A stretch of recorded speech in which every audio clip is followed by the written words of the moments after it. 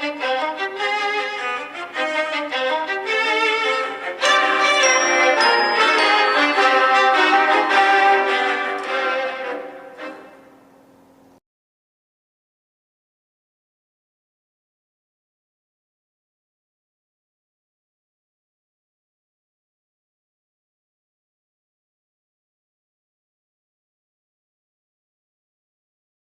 back, my hair king and queen. Today we're just going to be learning sew-in methods. Be sure to visit us at hairtakeover.com. So this sew-in method that I'm showing you is called, the first method is the overcast stitch. This taking the thread and the needle through the weft, pulling it straight through, and then just repeating that same thing. So we're taking that needle through the weft. Sometimes it can be a little hard depending on the size of your needle.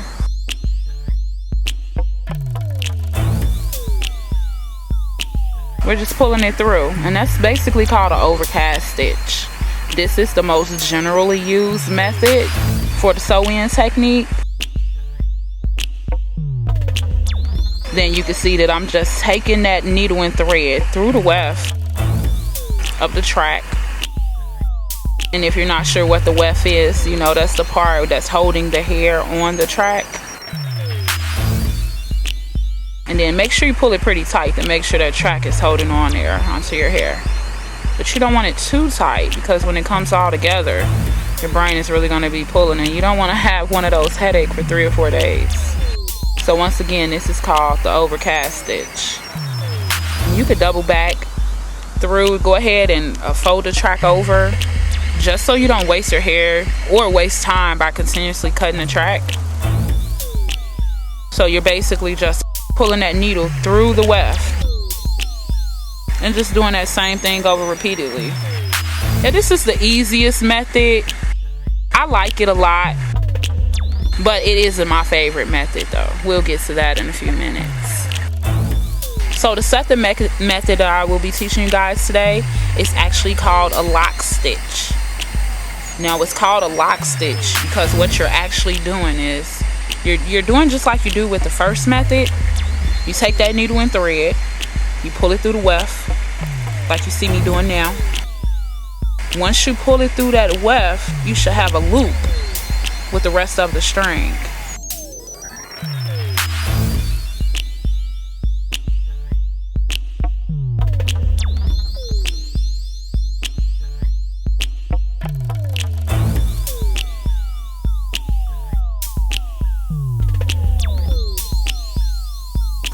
Once you make that loop like you see me doing now, you go ahead and you stick that needle through the loop and just pull it through. Simple, and that's called a lock stitch. You'll have that circle, that loop like you see in my hand. You typically hold it on your thumb. You want to take that thread and pull it through that loop. And to know you're doing it correctly, you'll actually see a line created. You'll have that same pattern throughout your track. So you're just putting it through the track, pulling it through the loop, putting it through that hole, pull it through, and make sure you pull it tightly so that your tracks do not slip.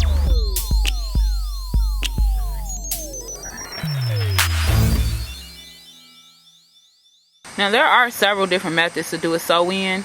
Now I'm just showing you 3 that I know of today. The most commonly ones used in America.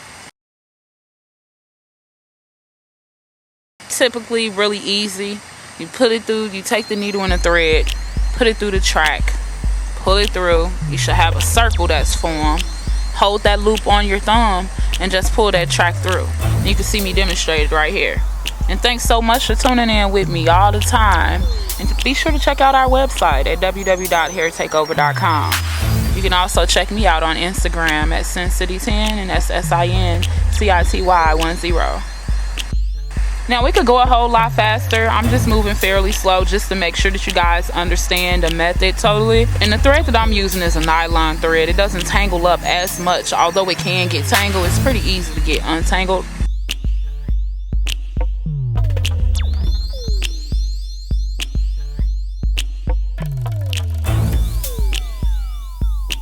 Now the third method that I'm going to show you is called a double lock stitch.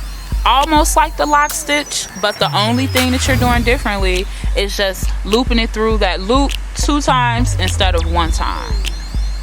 So you can see me demonstrate it here. Well, I'm going ahead and I have that loop there. I pull it through once, I pull it through twice, and then I just go ahead and make sure that it's tight.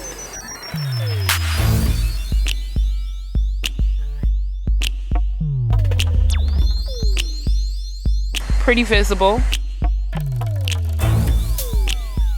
Okay, so you see me creating a loop there now.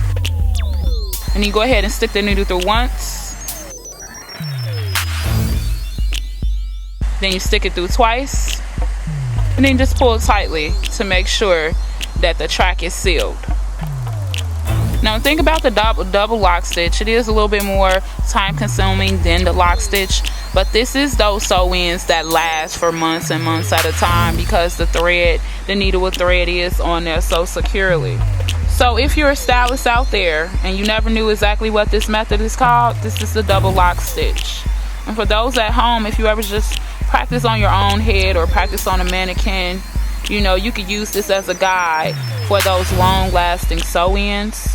This is the double lock stitch method. And once again, you're just pulling that needle and thread through the weft, wrap it through the loop once, wrap it through the loop twice, and then just go ahead and pull it down straight. And you'll see a line that's formed over the thread, over the track, that creates a pattern that lets you know that you're doing correctly. And if you tug on those tracks, they won't fall at all. They're on there pretty firmly. Make sure you pull that needle and thread through that loop. Just pull tight. So you take the needle and thread, you pull it through the weft of the track, you create that loop. So just going back over everything, there's a lot of different ways to do sew-ins. Maybe your stylist used the over stitch method. Maybe your stylist used the lock stitch. I preferably love the lock stitch the best. The double lock stitch is the best one though, that holds their tracks firmly. I guess I just taught you something new in case you didn't know the terminology of it. So that's the overcast stitch, the lock stitch, and the double lock stitch. Fairly easy to learn with a little practice. And don't go around stabbing your clients in the head or tangling up your thread, spending hours. All you have to do is take a look at this tutorial, give you a couple of tips, get you on your way to being that awesome stylist that I know you strive to be. Or just when you're at home and you don't have time to get with your stylist, here's a couple of tips so you can go ahead and hook your hair up yourself.